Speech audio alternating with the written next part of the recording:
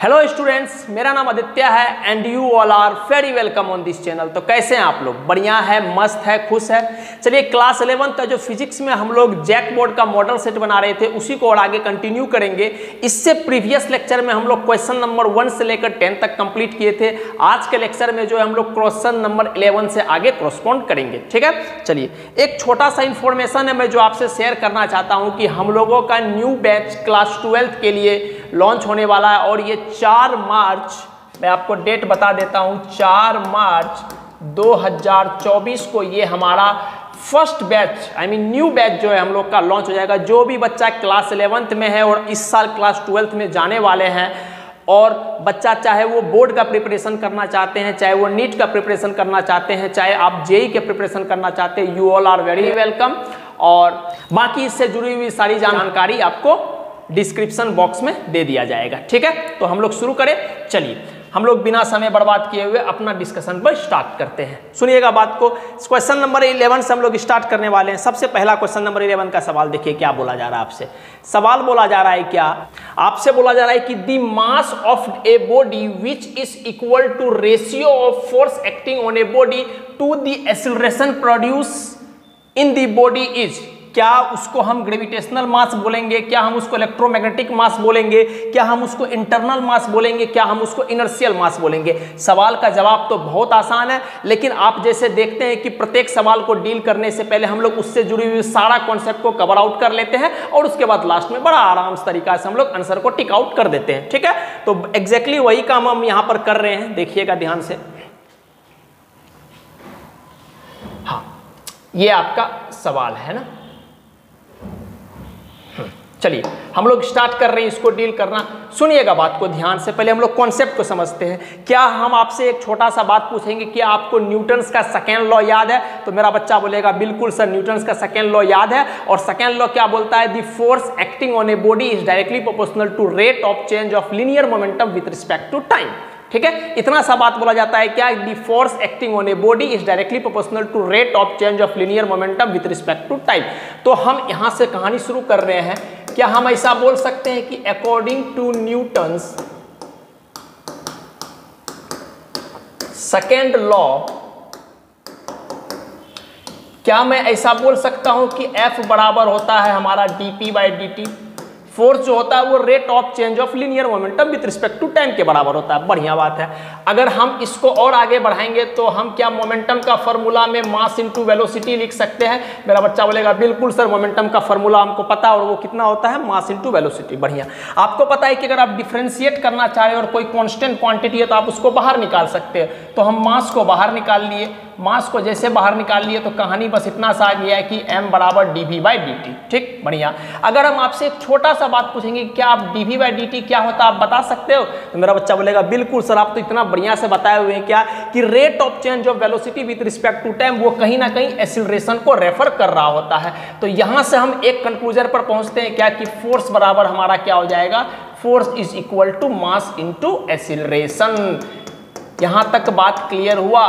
दो बात सीखे। पहला बात क्या कि न्यूटन्स का सेकेंड लॉ क्या बोलता है कि force is directly proportional to rate of change of linear momentum with respect to time. और फाइनल जब वहां को कंक्लूड करते हैं तो हमको उसी कंक्लूजन से फोर्स का डेफिनेशन मिलता है, that is equal to product of mass into acceleration. Clear है? एक बात ध्यान में रखिएगा कि न्यूटन्स का सेकेंड लॉ ये नहीं है। न्यूटन्स का सेकेंड लॉ के थ्रू हमको ये बात मिलता है। न्यूटन्स का सेकेंड लॉ कौन है? न्यूटन्स का सेकेंड लॉ ये है कि यहां पर डायरेक्टली प्रोपोर्शनल होता है बट हम कांस्टेंट को गायब कर दिए हैं। तो force is directly proportional to rate of change of linear momentum with respect to time. ठीक, अब हम आपसे एक छोटा सा बात बस पूछेंगे, क्या आप यहां से मास को F/a लिख सकते हो? तो बोलेगा हाँ सर, ये तो बेसिक सा मैथ है कि m बराबर F/a होगा। बढ़िया। अब सवाल पर आते हैं। सवाल क्या बोल रहा है कि the mass of a body which is equal to ratio of force acting on a body. The mass of a body which is equal to ratio of force acting on a body to the acceleration produce by the body is. मतलब m जो F/a के बराबर है, इस मास को क्या बोलते हैं? तो हम आपको नोट्स में बताए हुए हैं क्या कि इस मास को हम लोग बोलते हैं सर इनर्शियल मास। इस मास को अपन क्या नाम देते हैं? इस मास को हम लोग बोलते हैं इनर्शियल मास। तो मेरा बच्चा समझ गया कि सर आंसर कौन सा होगा, ग्रेविटेशनल मास नहीं होगा, इलेक्ट्रोमैग्नेटिक मास नहीं होगा, इंटरनल मास नहीं होगा, ऑप्शन नंबर डी इनर्शियल मास हमारा फाइनल आंसर हो जाएगा। यहां तक सारा बात क्लियर हो गया। मैं आपको पहले भी बता चुका हूं क्या कि मेरा मेन पर्पस ये नहीं है कि सवाल का आंसर ला दिए और काम हो गया, नहीं, हम चाहते हैं कि जब आप सवाल को टच कर रहे हैं तो उससे जुड़ी हुई सारी कॉन्सेप्ट आपका एक तरह से बढ़िया तरीका से रिवीजन हो जाए। क्लियर है बात? तो जिस बच्चा को इस बात को नोट करना है नोट कीजिए, फिर हम लोग दूसरा सवाल पे प्रोसीड करते हैं।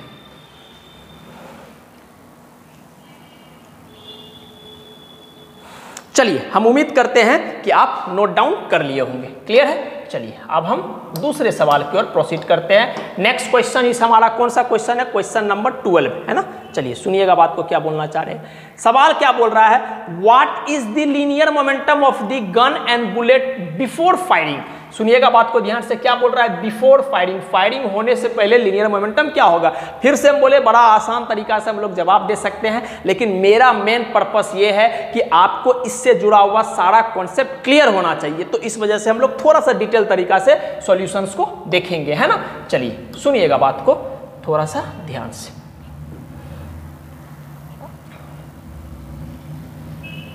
हाँ चलिए सवाल को अपन डील कर रहे हैं, देखिएगा। आपको क्या बोल रहा है कि गन और बुलेट का बिफोर फायरिंग लीनियर मोमेंटम क्या होगा। सारा प्रॉब्लम समझ जाते हैं गन और बुलेट का। पहले हम सिचुएशन ले लेते हैं बिफोर, और ये बिफोर फायरिंग है और ये है आफ्टर फायरिंग। ठीक है, आफ्टर फायरिंग, बढ़िया। ठीक, हम आपसे छोटा सा बात पूछ रहे हैं। मान लीजिए ये हमारे पास मान लीजिए गन हो गया, ठीक है, और इसी में बुलेट लगा हुआ है शुरुआत में। तो अभी जब फायर नहीं हुआ है तो आपको पता है कि सारा का सारा सिस्टम जो है वो रेस्ट पर है। सिस्टम कहने का मतलब गन प्लस बुलेट दोनों का दोनों रेस्ट पर है, बस पकड़ा हुआ है हाथ में आदमी कोई। ठीक, अब आफ्टर फायरिंग मतलब जब फायर हो गया तो का कहानी सुनो क्या होता है।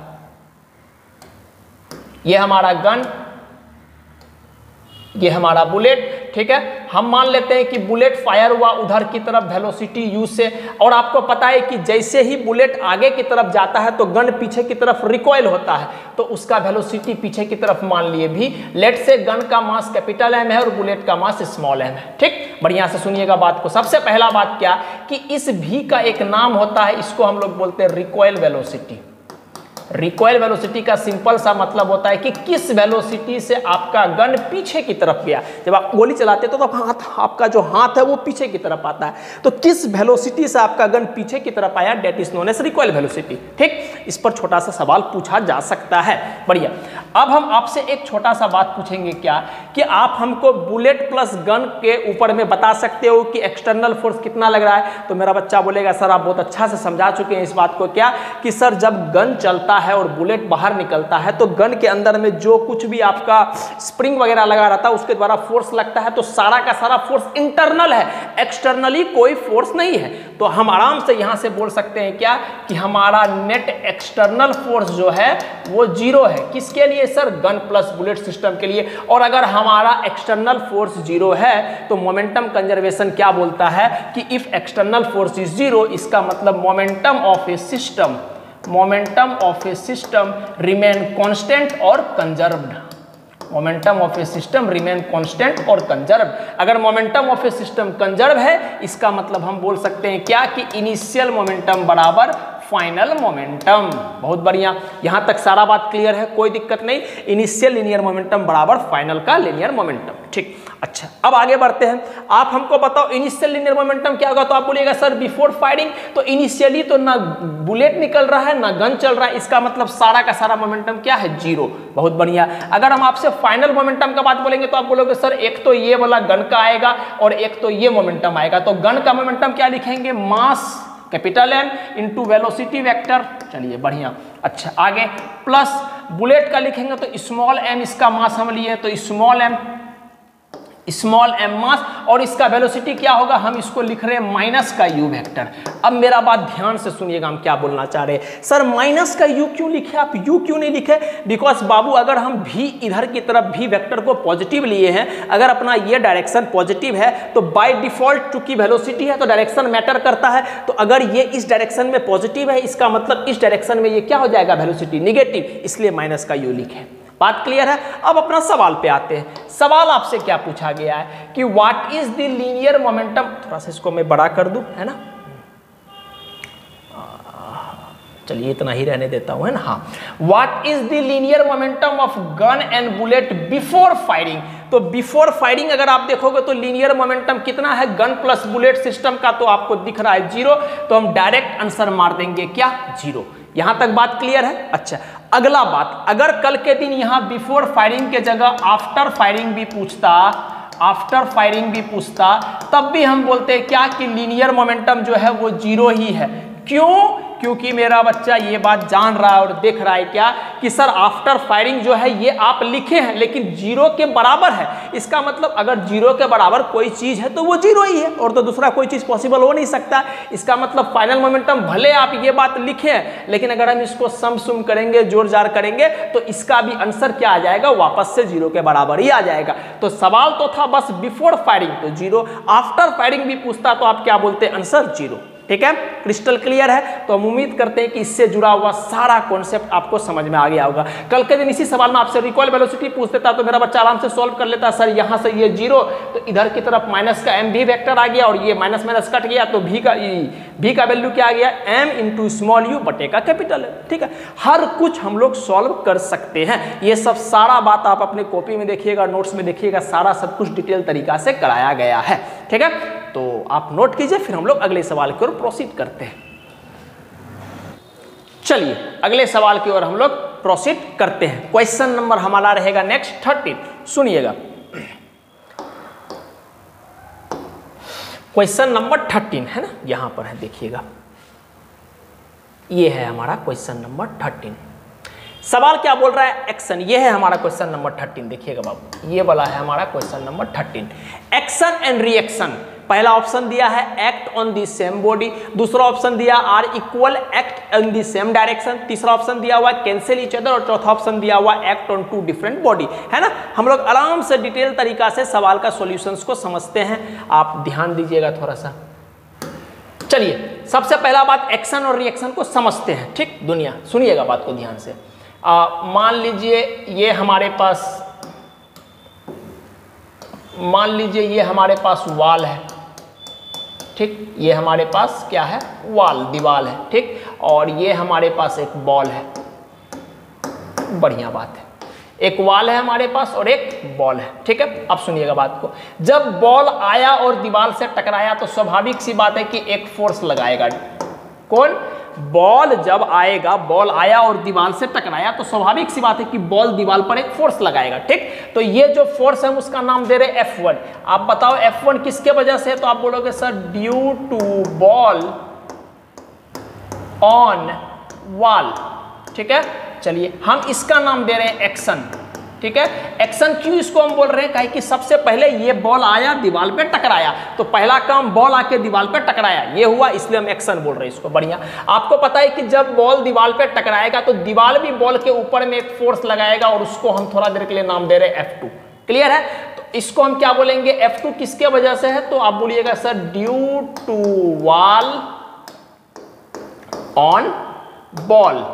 ठीक है, और ये F2 आया क्यों, कहे कि F1 लगा है, बॉल आया, दीवार पे टकराया, तो दीवार भी एग्जैक्टली उतना ही फोर्स उल्टा डायरेक्शन में लगा देता है। ये बात क्लियर है, न्यूटन थर्ड लॉ से हमको ये बात पता है। तो उल्टा डायरेक्शन में फोर्स लगा दिया तो हम क्या बोलेंगे, इसका एक्शन था, तो ये क्या हो गया, रिएक्शन।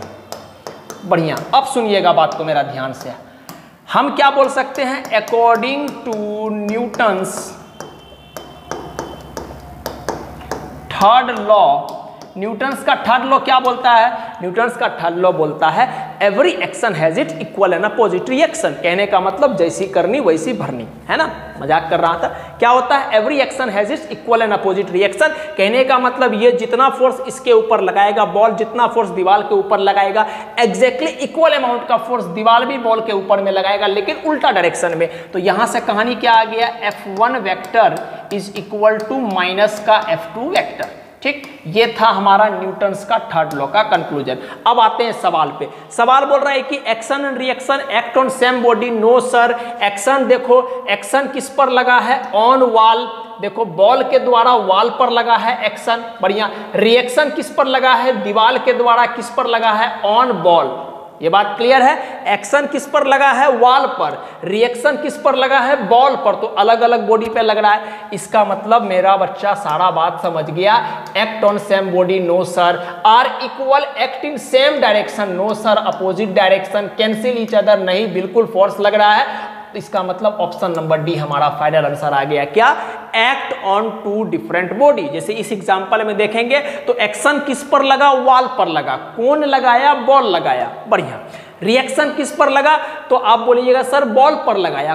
बॉल पर लगा। कौन लगाया? तो आपको पता है सर वॉल लगाया। ठीक है, ये हमारा सारा कंक्लूजन आता है न्यूटन्स का थर्ड लॉ से। और ये बहुत बहुत बहुत बहुत इंपॉर्टेंट स्टेटमेंट है। हम आपको नोट्स में नोट डाल के ये बात लिखाते हैं कि एक्शन और रिएक्शन दो डिफरेंट बॉडीज पे लगता है। ठीक है, यहां पर हम उम्मीद करते हैं कि आपको ये सारा कॉन्सेप्ट समझ में आया होगा। जिसको नहीं हुआ आप नोट कीजिए, फिर हम लोग अगले सवाल की ओर प्रोसीड करते हैं।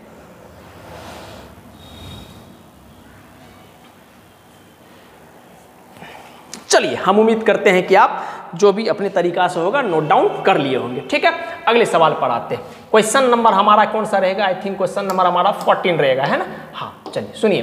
क्वेश्चन नंबर 14 क्या बोल रहा है? A body of mass 100 kg falls from a height इतना, it increase in kinetic energy. Kinetic energy में क्या इंक्रीज आया? आप हमको बताइए कि आपको वर्क पावर एनर्जी में एक कॉन्सेप्ट पढ़ाया जाता है क्या? कि टोटल मैकेनिकल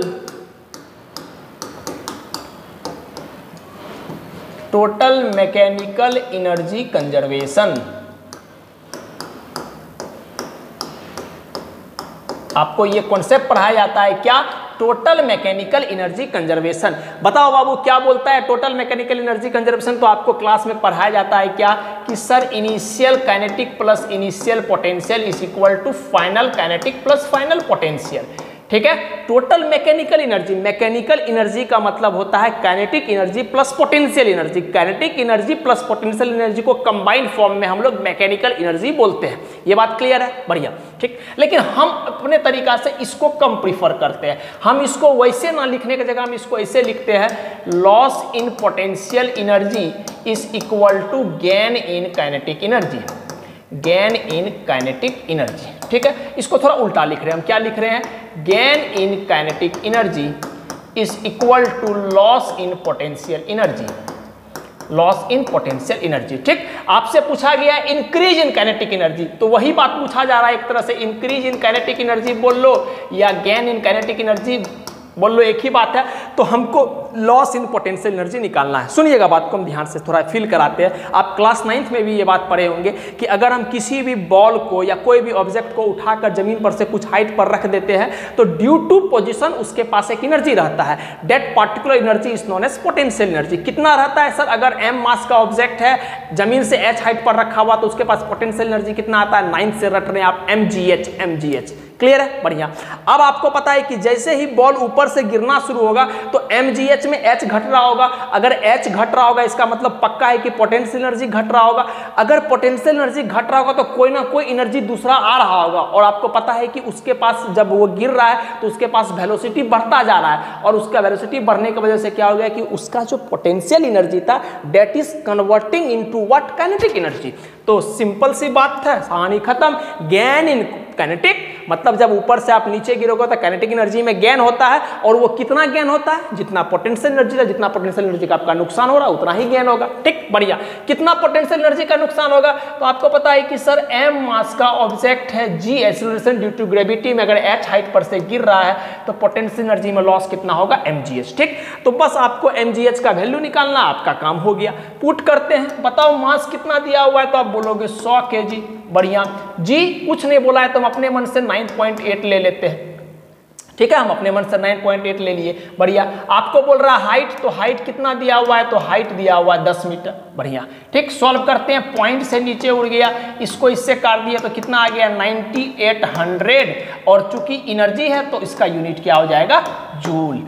यहां तक बात क्लियर हो गया। तो आई थिंक ऑप्शन नंबर कौन सा हमारा आंसर आ गया? 9800 जूल। ऑप्शन नंबर ए हमारा आंसर आ गया, ठीक है। क्लियर है? अच्छा, अगर मान लो इसमें कल के दिन आप g का वैल्यू 9.8 ना इस्तेमाल करके g का वैल्यू 10 इस्तेमाल करते तो आंसर कितना आता? तो आपको पता है मास 100, g कितना? 10, हाइट कितना 10, तो आंसर कितना आ जाता 10,000 जूल, है ना, 10,000 जूल आपका आंसर आ जाता है। तो चूंकि हम जी का वैल्यू 9.8 लिए हैं और ऑप्शन भी उसी में शूट कर रहा है 9800 जूल, अगर मान लो कल के दिन जी का वैल्यू 10 लिया जाता तो आपका आंसर क्या आ जाता 10,000 जूल। मोटा मोटी बात यह है कि आपको समझ में सारा बात आना चाहिए, है ना, इसलिए हम इतना पूरा तरीका से डिटेल में आपको बता रहे हैं, वरना क्या था हम ऐसे बोलते कि लगाओ ये फार्मूला आंसर निकालो, नहीं, वो पर्पस नहीं है। पर्पस ये है कि आपको एक बेहतर रूप से आपके सामने में चीज को रिप्रेजेंट किया जाए। क्लियर है? और ये सारा काम हम लोग रेगुलर बेसिस पर अपने क्लासेस में करते हैं, है ना। तो हम उम्मीद करते हैं कि आपको बात समझ में आया होगा। आप इसको नोट कीजिए, फिर हम लोग अगले सवाल की ओर प्रोसीड करते हैं।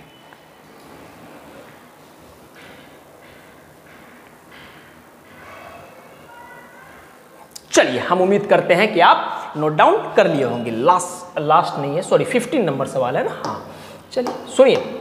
15 नंबर सवाल पूछा जा रहा है क्या, which of the following is a non conservative force. आपका इस सब में कौन सा फोर्स नॉन कंजर्वेटिव फोर्स है, हम पूरा कहानी देख लेते हैं, फिर आंसर मार लेंगे। ठीक है, चलिए सुनिए। सबसे पहला बात है कि नॉन कंजर्वेटिव जो है वहीं से शुरू करते हैं।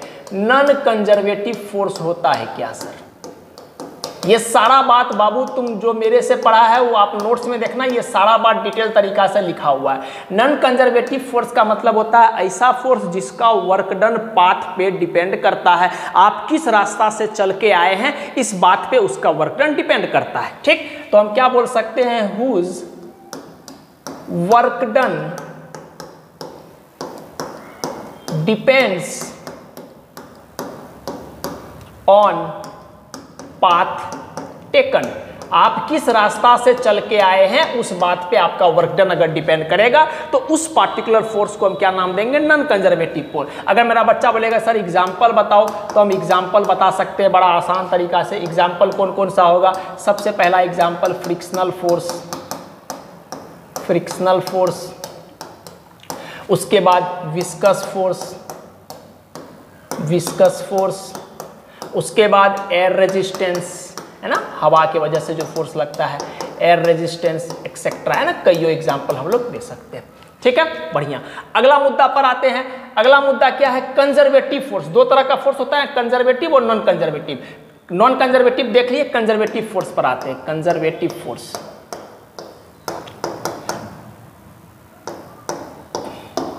अब जैसे ही कंजर्वेटिव फोर्स लिखे तो आधा तो कहानी आपको समझ में आ गया। सर जिसका वर्क डन डिपेंड करता है पाथ पे उसको नॉन कंजर्वेटिव, इसका मतलब जिसका वर्क डन पाथ पे डिपेंड नहीं करता है, क्या हम उसी को कंजर्वेटिव बोलते हैं? बिल्कुल सर, आप सही जा रहे हो। हम क्या बोलेंगे, क्या, whose work done doesn't depends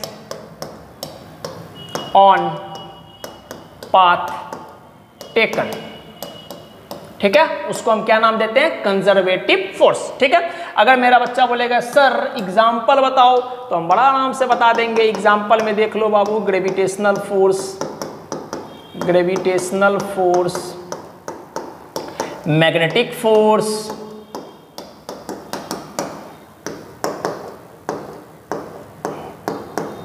electrostatic force,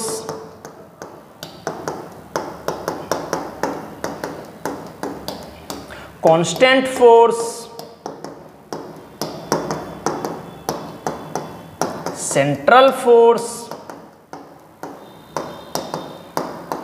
etcetera. कितना नाम लिखे बताओ, इलास्टिक फोर्स, स्प्रिंग फोर्स, ये सब का सब फोर्स किस में आता है, कंजर्वेटिव में। ठीक है, अब आते हैं हम लोग अपना जो सवाल था उसमें, थोड़ा लेट आते हैं लेकिन आते हैं तो बहुत दुरुस्त आते हैं हम लोग। देखिए, विच of the following is non conservative force. तो आपको पता है कि ग्रेविटेशनल फोर्स का वर्क डन पाथ पे डिपेंड नहीं करता, इसका मतलब ये तो कंजर्वेटिव फोर्स है। देखो यहाँ लिखा हुआ भी है, इलेक्ट्रोस्टैटिक फोर्स भी कंजर्वेटिव फोर्स है, मैग्नेटिक फोर्स भी क्या है, कंजर्वेटिव फोर्स है। इसका मतलब ये हो गया कि हमारा आंसर ए भी नहीं होगा, बी भी नहीं होगा, सी भी नहीं होगा। अब आते हैं नॉन कंजर्वेटिव फोर्स। तो नॉन कंजर्वेटिव फोर्स कौन कौन सा है, frictional force, viscous force, air resistance, example में लिखा हुआ है। इसका मतलब option number D, force of friction will be our correct answer. ठीक है, यहां तक बात क्लियर हो गया। तो जिसको नोट करना है आप प्लीज नोट डाउन कर लीजिए। बाकी जो हमसे पढ़े हुए बच्चे हैं उनके आपके नोट्स में देखिएगा, सारा बात वर्क पावर एनर्जी में लिखा हुआ है। ठीक है, चलिए आगे बढ़ते हैं, आप नोट कर लीजिए फिर हम आगे बढ़ते हैं।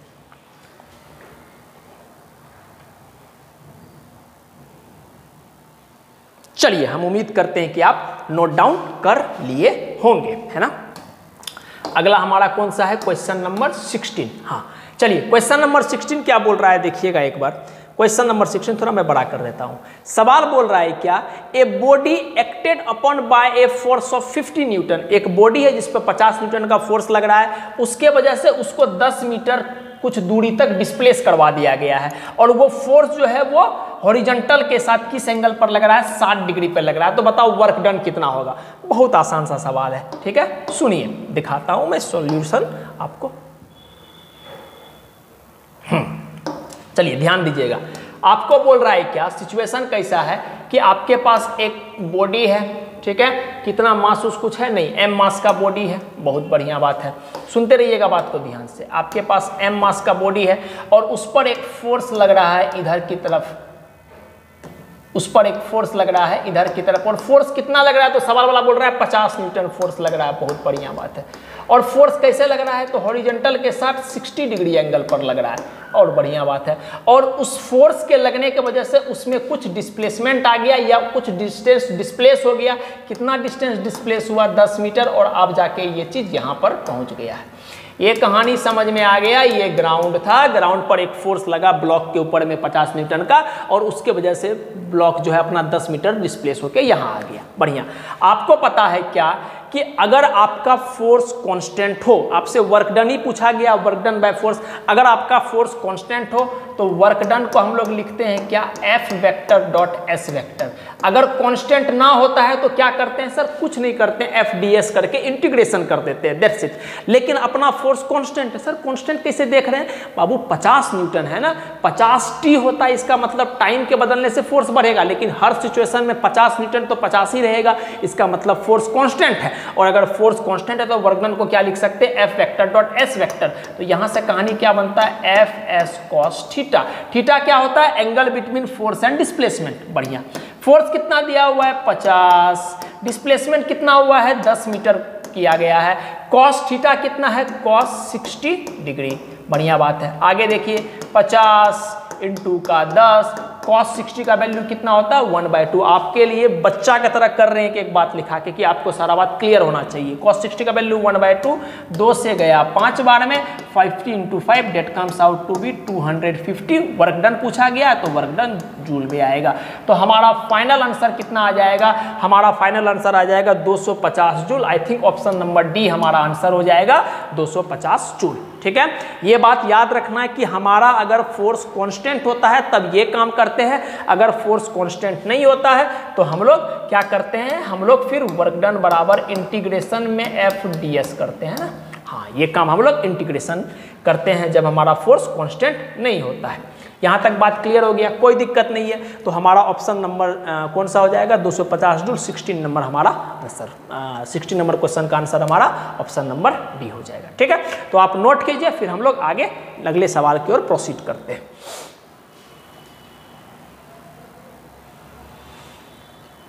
चलिए, आप स्क्रीनशॉट ले लिए होंगे, नोट कर लिए होंगे, है ना। आगे बढ़ते हैं, अगला सवाल पे पहुंचते हैं। अगला सवाल क्या है, दिखाया जाए।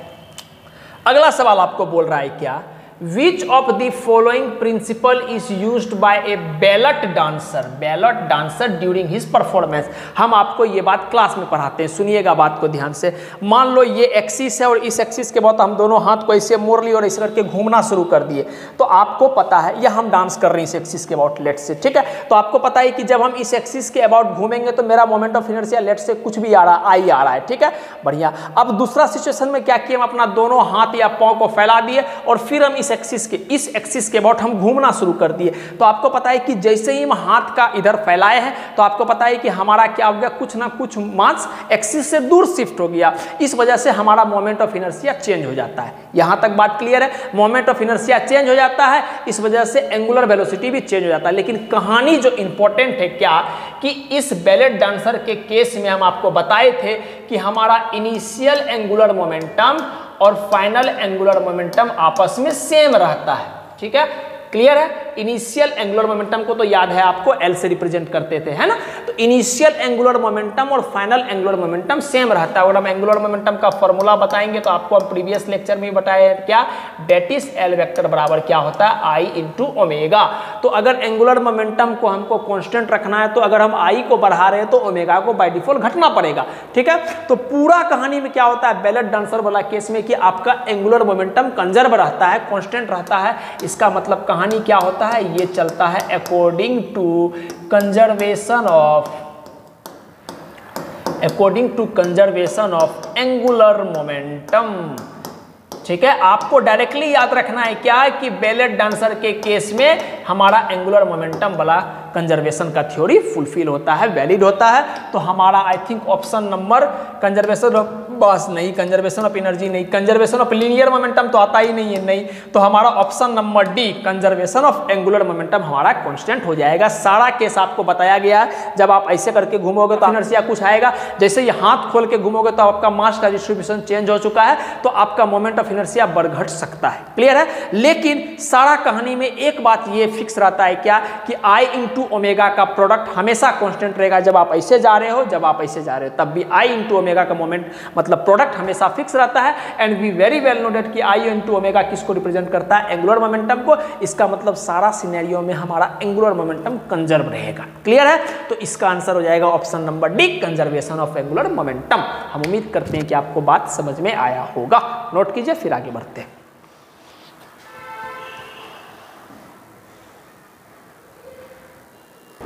चलिए अगले सवाल की ओर प्रोसीड करते हैं। अगला सवाल हमारा है क्वेश्चन नंबर 18। सवाल क्या बोल रहा है, सुनिएगा। सवाल बोल रहा है क्या, the moment of inertia of a body does not depend on, ठीक है। ये सवाल है। पहला ऑप्शन है डिफरेंट ओरिएंटेशन ऑफ एक्सिस, दूसरा ऑप्शन है नेचर ऑफ डिस्ट्रीब्यूशन ऑफ मास, तीसरा ऑप्शन है एंगुलर वेलोसिटी और चौथा ऑप्शन है एक्सिस ऑफ रोटेशन, है ना। हम आराम से डिटेल तरीका से समझते हैं। आप हमको बताओ कि क्या आपके नोट्स में आपको पढ़ाया गया होगा क्या कि मोमेंट ऑफ इनर्शिया किस बात पर डिपेंड करता है। ये बात हम आपको नोट डाल करके ऑप्शन नोट्स में आपको लिखा चुके हैं। क्या होता है सुनिएगा, लिख भी देते हैं वापस से कि मोमेंट ऑफ इनर्शिया, थोड़ा मैं इसको बड़ा कर लेता हूं, moment of inertia depends on position and, सुनिएगा सारा बात वापस से डिटेल में लिखा रहे, पोजीशन एंड ओरिएंटेशन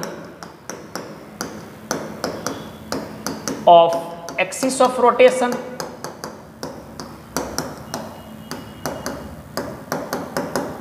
ठीक है। आपका जो एक्सिस है, जिस एक्सिस के अबाउट रोटेशन हो रहा है, उस एक्सिस का पोजीशन कैसा है और वो एक्सिस है किस डायरेक्शन की ओर, मतलब एक्स एक्सिस की तरफ है, वाई एक्सिस की तरफ है, इस बात पे डिपेंड करता है मोमेंट ऑफ इनर्शिया। अगला बात क्या है, हाँ, shape and size of body पे भी डिपेंड करता है। Shape and size of body इस बात पे डिपेंड करता है। और एक लास्ट बात, distribution of mass, distribution of mass about axis of rotation, कि आपका एक्सिस ऑफ रोटेशन के अराउंड आपका मास किस तरह से डिस्ट्रीब्यूटेड है, इस बात पे भी डिपेंड करता है, ठीक है।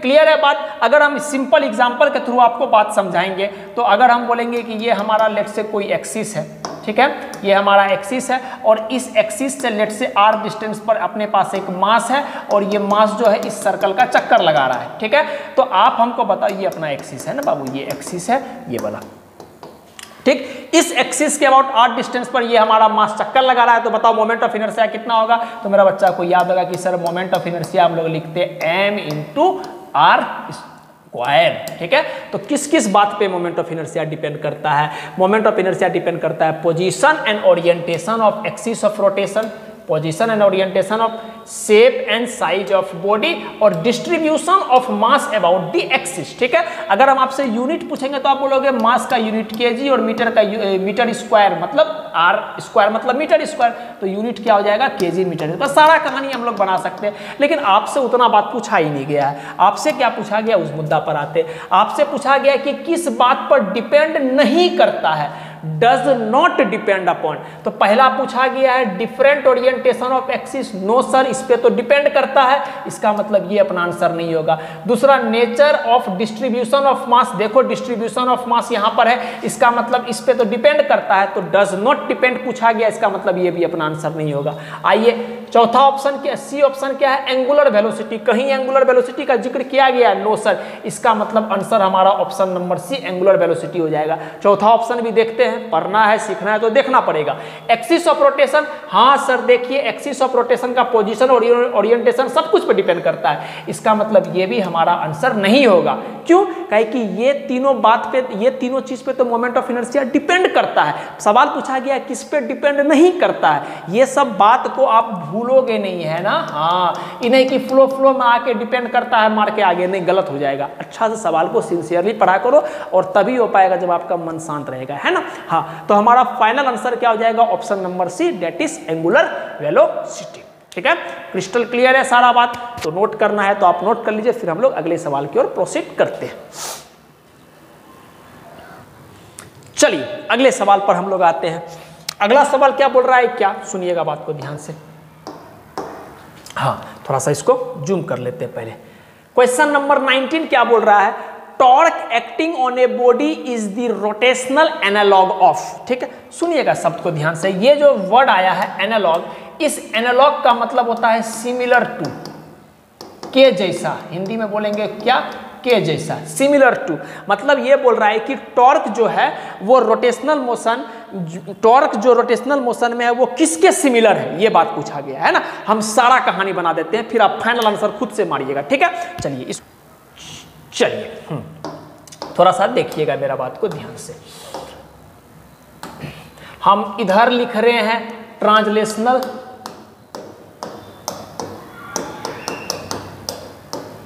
और इधर लिख रहे हैं रोटेशनल मोशन या रोटेशनल।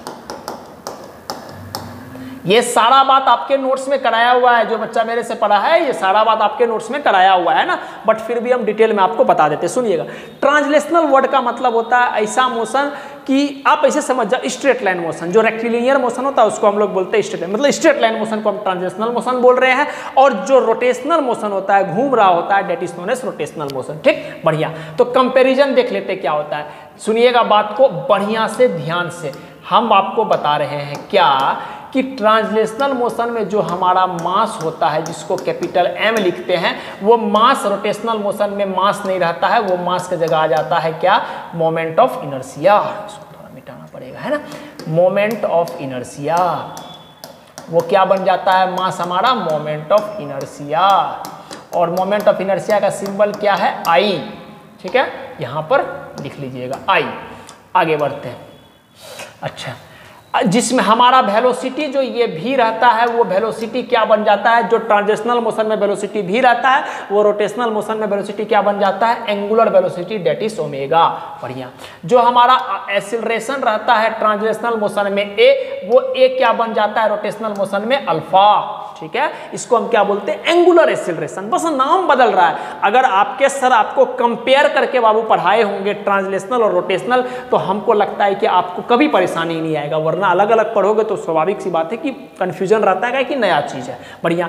अगर हम आपसे पूछेंगे कि हमको बताओ ट्रांसलेशनल मोशन में फोर्स क्या होता है, तो आपको पता है कि फोर्स बराबर क्या लिखते हैं, मास इनटू एक्सीलरेशन। तो ट्रांसलेशनल मोशन में जो फोर्स होता है वो फोर्स नहीं बन जाता है, वो बन जाता है टॉर्क। ठीक है, और टॉर्क का फॉर्मूला क्या होता है, तो आप बोलोगे सर यहाँ मास था तो मास की जगह मोमेंट ऑफ इनर्शिया आएगा, डेट इज आई, और यहाँ ए था तो ए की जगह क्या आएगा, अल्फा।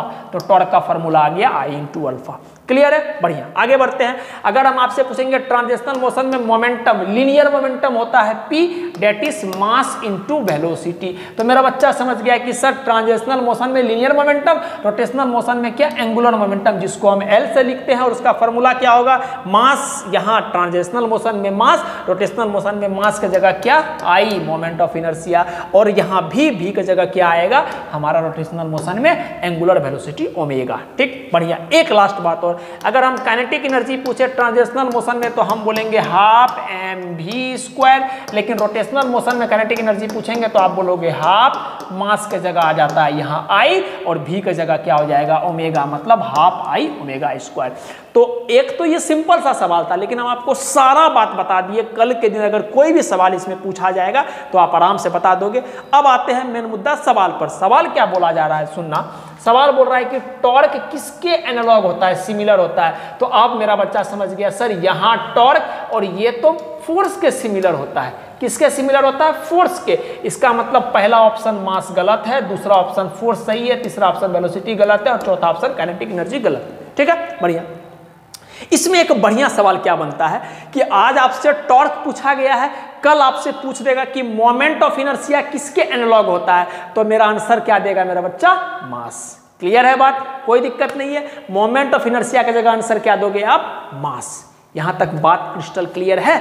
चलिए आप इसको नोट कीजिए, फिर हम लोग आज के लेक्चर का आखिरी सवाल क्वेश्चन नंबर 20 को डील करेंगे। पहले आप इसको नोट कीजिए, फिर हम उस पर आते हैं। ठीक है, आखिरी सवाल हमारा क्वेश्चन नंबर 20, समझते हैं, सोचते हैं। देखिए आपको बोल रहा है क्या, the value of G becomes zero. आपका जी का वैल्यू जीरो कब हो जाएगा, जब आपका हाइट इतना होगा, जब आपका डेप्थ इतना होगा। सारा पहले इससे जुड़ा हुआ कॉन्सेप्ट को समझते हैं। कॉन्सेप्ट क्या है देखिएगा, वेरिएशन ऑफ जी। ग्रेविटेशन में आपको पढ़ाया गया होगा ये कॉन्सेप्ट, वेरिएशन ऑफ जी। ठीक है, हम इसमें दो सिचुएशन देखेंगे। सबसे पहला सिचुएशन दिखेंगे विथ हाइट, ठीक है, जिसको हम h मान रहे हैं, और दूसरा सिचुएशन देखेंगे क्या, विथ डेप्थ, है ना, गहराई। ये ऊंचाई और ये गहराई, विथ डेप्थ। यहां तक बात समझ में आ गया। ठीक, सुनिएगा बात को। फॉर्मूला क्या बोलता है, फॉर्मूला होता है, देखिएगा फॉर्मूला बोलता है कि g dash is equal to g into 1 minus 2h/r। मतलब आपका जी जो है एक्सीलरेशन ड्यू टू ग्रेविटी, वो हाइट के साथ इस कंडीशन पर वेरी करता है। सिचुएशन इसमें क्या होता है कि रेडियस r जो है वो हमारा रेडियस ऑफ अर्थ है, और वो बहुत बड़ा होता है किसी हाइट से। ठीक है, बढ़िया। अगर आप डेप्थ के साथ रिलेशन देखोगे तो डेप्थ के साथ रिलेशन होता है क्या, जी डैश बराबर जी इंटू 1 माइनस डेप्थ बटे का रेडियस ऑफ अर्थ। ये कहानी होता है। अब जो बात बोला है सवाल वाला करना शुरू करो। सुनो, सबसे पहला बात क्या बोल रहा है सवाल वाला, पहला ऑप्शन बोल रहा है कि हमको जी को जीरो बनाना है। ठीक है, जी को, ये जो जी डैश है इसको हमको जीरो बनाना है, क्योंकि कि यही हमारा इफेक्टिव जी है, ये हमारा इफेक्टिव जी है, इसको जीरो बनाना है। बनाते हैं कैसे, आपको पहला सिचुएशन बोल रहा है height equal to radius of earth. Height का केस है, इसका मतलब ये वाला फॉर्मूला देखेंगे, और हाइट किसके बराबर है, रेडियस के बराबर। तो सुनना बात को ध्यान से, अगर हम यहाँ h के जगह r दे देंगे तो ये कंडीशन, ये वाला चीज पूरा क्या बन जाएगा, तो मेरा बच्चा बोलेगा सर ये हो जाएगा 1 माइनस का 2 इंटू r बटे का r से r कट गया तो 1 माइनस का 2 निगेटिव आ जाएगा, जीरो तो नहीं आएगा। क्या आ जाएगा, निगेटिव। अगर पहला ऑप्शन में निगेटिव आ रहा आंसर, इसका मतलब जीरो बनाना है, तो पहला ऑप्शन तो मेरा गलत हो गया। ठीक, दूसरा ऑप्शन पे आते हैं, depth equal to half the diameter of earth. Depth आपका किसके बराबर है, half the diameter of earth, या हम बोल सकते हैं डायमीटर का आधा किसके बराबर, रेडियस के बराबर। ठीक है, डी बराबर आर पुट करो डेप्थ वाला कंडीशन में, इसमें फॉर्मूला में पुट करोगे डी बराबर आर पुट करो, तो आप समझ गए कि डी के जगह अगर हम आर डालेंगे सर, तो आर बटे का आर 1 आ गया, और 1 माइनस से 1 घटाएंगे तो आंसर हमारा फाइनल क्या आ जाएगा, जीरो। यहां तक बात समझ में आया। इसका मतलब ऑप्शन नंबर बी हमारा आंसर आ जाएगा। आप पूछा गया depth equal to half the radius, तो 1/2 आ जाएगा, तो वापस से 1/2 इंटू जी मतलब 9.8 इंटू का 1/2 आ जाएगा, तो आंसर जीरो तो नहीं आएगा। अगला बात, पॉइंट भी नहीं तो कोई सेंस ही नहीं बनता, इक्वेटर और पोल के बीचों बीच कहीं जीरो होगा, नहीं, ऐसा नहीं बोल सकते। यहां तक बात क्लियर हो गया। तो हमारा जो फाइनल आंसर आया, वो फाइनल आंसर क्या आ गया, ऑप्शन नंबर बी, और ऑप्शन नंबर सी और डी हमारा सारा का सारा ऑप्शन क्या है, गलत है। ठीक है, तो इस कॉन्सेप्ट में आपको बस ये दोनों फॉर्मूला आपको पता होना चाहिए था, आपका सारा काम हो जाता। यहां तक बात क्रिस्टल क्लियर है। ठीक है, तो हम लोग इस लेक्चर को यहीं पर कंप्लीट करेंगे, और थैंक यू, मिलते हैं अगले लेक्चर में।